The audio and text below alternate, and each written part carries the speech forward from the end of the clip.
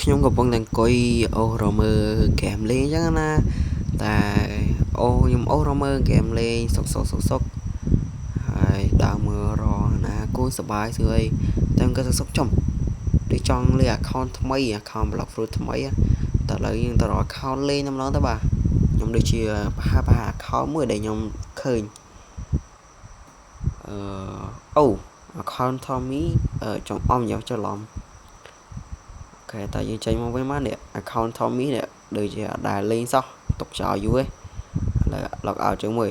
អូខេ put password មកអូខេចូលបានហើយចូលមើលសិនថាមានអីលេងខ្លះឥឡូវយើងចូលមកដល់ហើយ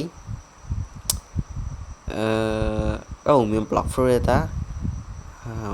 តោះចូលទៅតេស្ត block fruit ម្ដងទៅហើយយ៉ាឥឡូវចូលមកដល់ block fruit đây គឺគៀងហ្នឹងគ្នាយើងហើយ account នេះដូចមើលខ្ញុំ check មើលអីបន្តិចសិនមើលដើមមាន gravity plate saber ហើយមាន bow អញ្ចឹងទៅដូចជារបស់ on ទេនេះយើងដោយសារ account ទៅ level 1000ទេអូខេតើឥឡូវយើងចោះទៅមើលតើមាន V2 ឬ V3 អីខ្លះសារខ្ញុំអត់ដឹងអីទេឥឡូវយើងចោះទៅមើលមកអញងឹតត្រូវនឹងប្រើ Google V4 ឡើងចូលមកឆែកគៀងខាងហ្នឹងនេះយើងឥឡូវចូលមកឆែកតែមានអីខ្លះអូខេ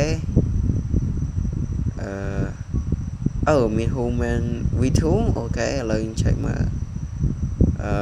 ដូចជាអត់មានអីទេនេះយើងចោលបាត់ដែរ account ឡើងកថោហើយជាវីដេអូក្រោយខ្ញុំអាចធ្វើវីដេអូពីហ្នឹងអញ្ចឹងនេះយើងអូខេនេះថាតែ account នឹងកថោពេកហើយខ្ញុំនឹងអាចធ្វើវានៅវីដេអូក្រោយថាពេលនេះខ្ញុំអត់សូវមានពេលច្រើនហើយមើល account នៅ on ខ្លាំងមែនអាចនឹងចំណាយពេលយូរដើម្បីធ្វើវាហើយជួបគ្នានៅវីដេអូ